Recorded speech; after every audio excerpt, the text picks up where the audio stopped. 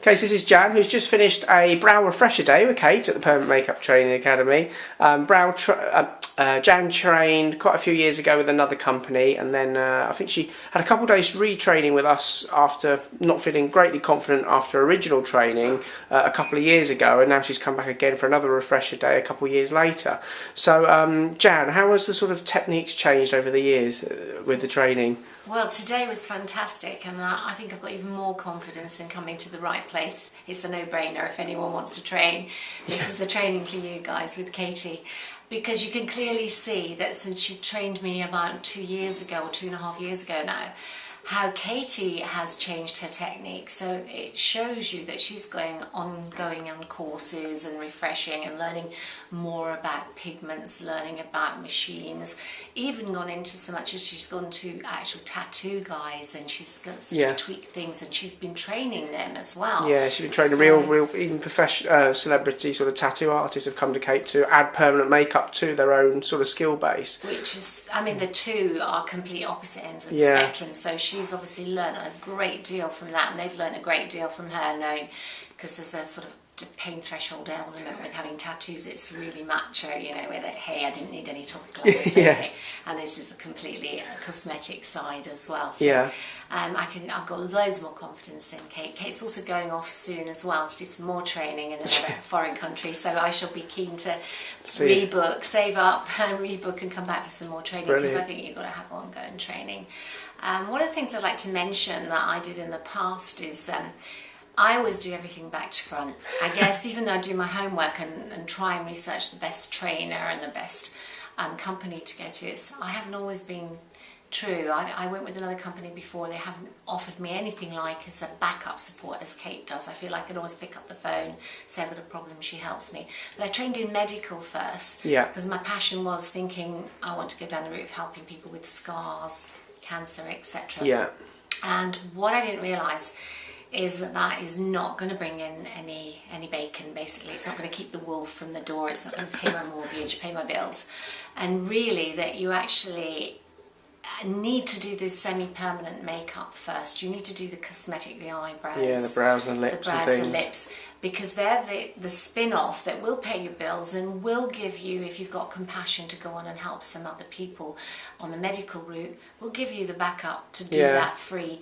And it doesn't really work the other way around. Yeah, we find that some people that ring up and really want, because we obviously specialise more in the cosmetic side rather than the medical, and the reason we explain to people that is that it's very hard to make a living in the medical industry, especially if that's what you start with, because you're competing against people that are willing to do it. I mean, for example, obviously over the years you've been doing medical, we always find that people that we've retrained or trained in the past, that have done medical in the past, that they find it hard to make any money out of it. So, I mean, in your experience, you've obviously been doing medical for quite a few years and done lots and lots of treatments. Do you make much money doing the treatment? I don't, and I'll be honest, it just about, if I've got the courage to ask someone to pay for the pigments and the needles, that's about it for medical. That's about it, because I feel if they haven't got the money, a lot of people have been offered treatment at the time of their scars, etc. I'm talking mostly about breast cancer ladies, and they're so grateful to be alive, and they don't think about the cosmetic side. So maybe it's not till 3 or 4 years later they think, oh, I wish I'd had an areola tattooed. And so they'll then, I was word of mouth where I tend to get all of my clients, because the company that trained me, they actually train all of the medical staff. And because I'm just, in their eyes, someone who's just come from a beauty background, who they don't consider to be that well qualified in the medical sphere, although you've passed your exams, you do your training, that work will automatically go to nurses. So therefore it is almost impossible to get into private hospitals and the National Health Service to do that kind of work. So you're pretty much not even earning a crust of bread. So I then had to go and retrain, which has been a good thing, obviously. But now I've come for all these refreshers and hope that I will be able to do more cosmetic work to enable me to do the medical work. That's it. If you can make money out of the brows, the lips and the liner, which, I mean, you've been here and you've seen clients ring up all day long and book in. It's fabulous. It's definitely more lucrative, without a doubt. It's a lot more... Well, it's fun, because I was going to say it's a lot more fun. They're both fun. You're both doing good for people. The medical side can be you have to be very compassionate for what you do, and it can be sad too, because people can get secondary cancers and things like this. But I definitely would just warn people to do it the right way round. Yeah. If you're compassionate to help people in the medical side, please come and do the cosmetic work first, because that is where you'll get the money and be able to afford to help people on the other side. Exactly, and there's not a lot of people know that, and I've learned the hard way. And I've learned made expensive mistakes, and I don't really want that to happen to other people. So exactly, I hope people can that's get good advice, I think, message. there, for definite. And obviously, you've been concentrating on brows today mainly. And how have they gone today? Well, it's wonderful. After training 2 years or 2.5 years ago, I've actually learned 3 new techniques today from Katie.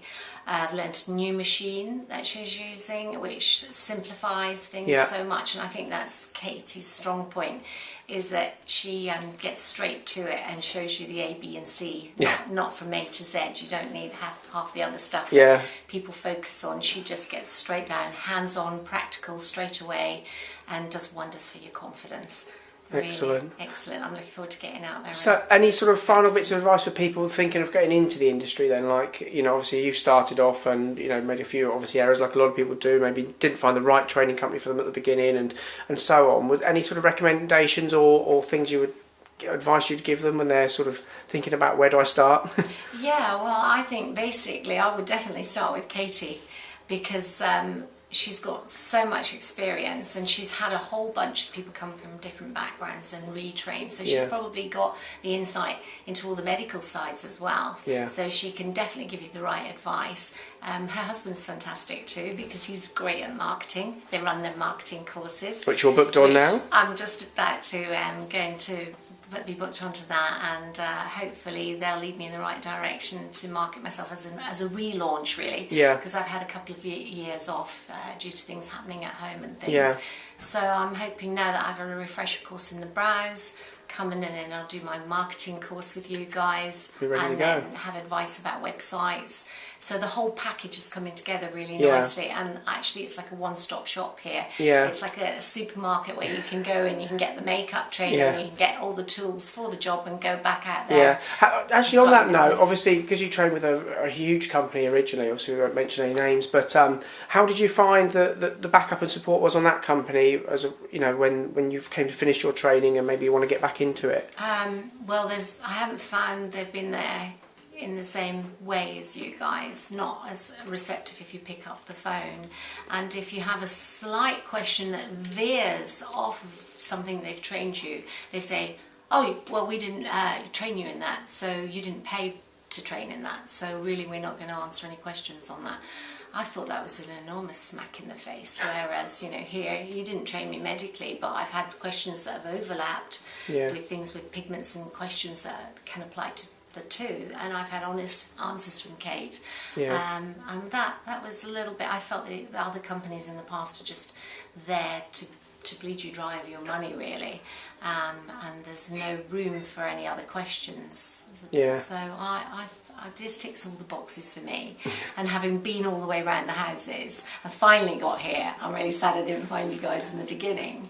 And I just couldn't recommend you enough. Brilliant. Well, I hope you had a good day today.